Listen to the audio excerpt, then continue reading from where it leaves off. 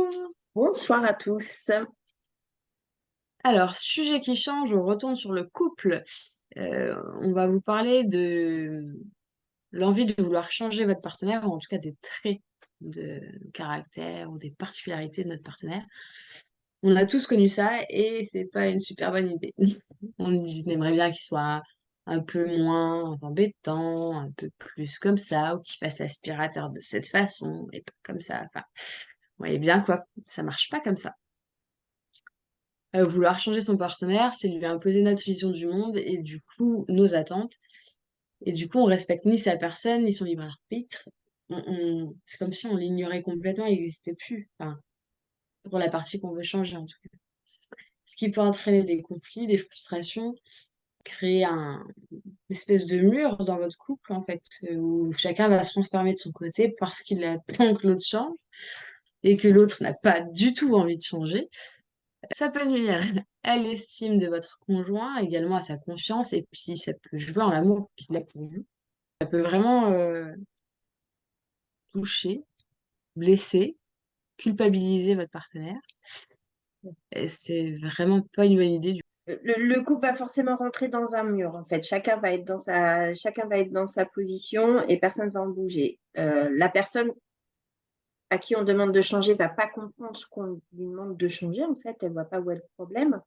Et la personne qui a besoin ou qui a envie de ces changements va camper sur sa position de si, si, ça, faut que tu le changes, c'est pas possible. Mmh. Euh, alors, je pense qu'il y a trois petites choses déjà à demander, enfin, à retenir plutôt. Euh, pour la personne qui demande le changement, que cette envie de changement ou ce besoin de changement soit justifié à vos yeux, c'est une chose. Mais il faut bien comprendre qu'on ne peut pas changer les gens sur demande. Ça, c'est pas possible. Mmh. Il faut prendre conscience que la seule personne qu'on peut changer, c'est soi-même. Et encore, faut-il qu'on ait conscience de ce qu'il y a à changer chez nous.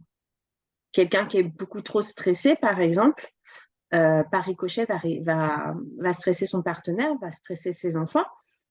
Elle va pas. Si son conjoint vient le voir ou la voir en lui disant non, non, mais tu es trop stressé, c'est juste pas possible, faut que tu arrêtes, faut que tu changes. Il faut bien vous rendre compte que cette personne-là, elle va pas se rendre compte qu'elle impose autant de stress aux autres. Et elle va le prendre d'autant plus comme une attaque. Je Si elle en rajouterais prend même qu'elle se rend conscience, peut-être. Pardon. elle ne le changera pas. Je rajouterais, donc j'essayais de dire, Vas-y. c'est qu'elle se rend pas forcément compte déjà qu'elle est stressée, et du coup, encore moins qu'elle stresse tout le monde, quoi. C'est ça. Donc c'est un choc pour elle, parce qu'elle ne voit Mmh. pas où la personne veut en venir. C'est Ça ça. va la frustrer, et puis ça peut créer des ressentiments, de la frustration. Le partenaire, il va se renfermer. Puis, comme tu disais, là, après, c'est le mur, quoi, Mmh. pour le coup. Moi, je disais que du coup, on vous proposait de vous demander deux choses. C'était la première de vous poser la question de comment vous allez réagir si votre conjoint vous demandait à votre tour de changer quelque chose qui ne vous plaît pas en vous. Mm. Comment vous allez vous sentir? Est-ce que vous allez vous sentir aimé, respecté parce qu'il vous demande de changer? Est-ce que ça va venir toucher votre confiance en vous? Est-ce que vous le verrez toujours avec autant d'amour quand vous allez le regarder? Est-ce que vous allez comprendre pourquoi il veut vous changer aujourd'hui alors que bah, il vous a choisi comme ça, en fait.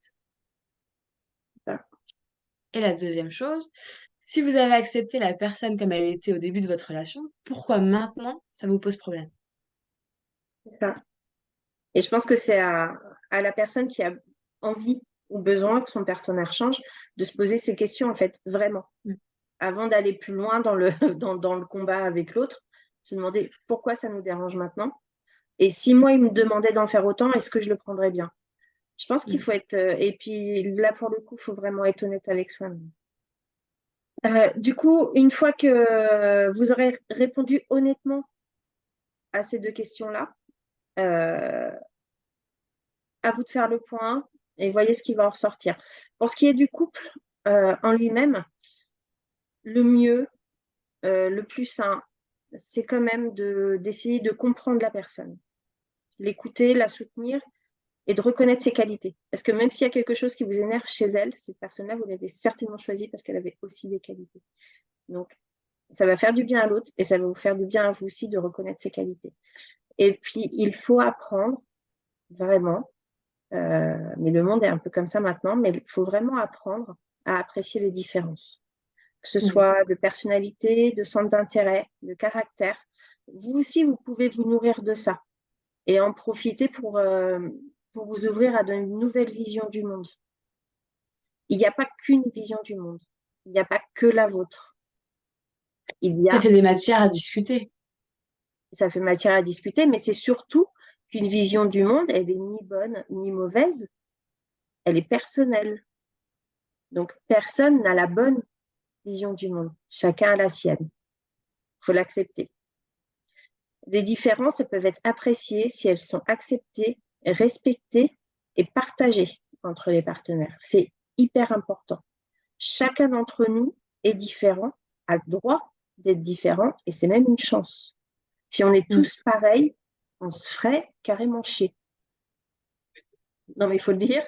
Il n'y a plus de filtre. Non, non, mais c'est pour être clair, en fait. Si on était tous pareils, on se ferait chier.